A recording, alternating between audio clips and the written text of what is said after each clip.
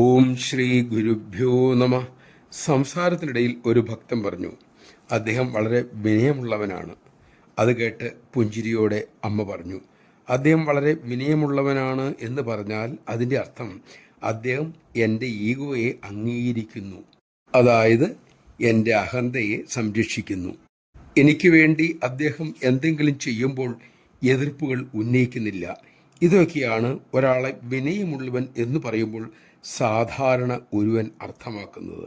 വിനയമുണ്ട് എന്ന് പറയുന്ന ഈ വ്യക്തി നമ്മളുടെ താല്പര്യത്തെ അല്ലെങ്കിൽ ഇഷ്ടത്തിന് എതിരായി ശരിയായ കാരണം കൊണ്ട് തന്നെ എതിരായി നിന്നാൽ, സംസാരിച്ചാൽ ഉടൻ പറയും, ഞാൻ വിചാരിച്ചതുപോലെ അദ്ദേഹം അത്ര നല്ലവനല്ല.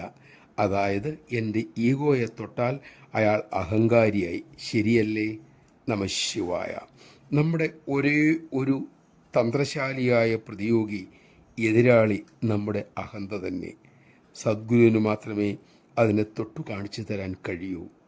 അമ്മ അതിനായി തുനിയുമ്പോൾ നിന്നുകൊടുക്കാൻ നമുക്ക് ശ്രമിക്കാം.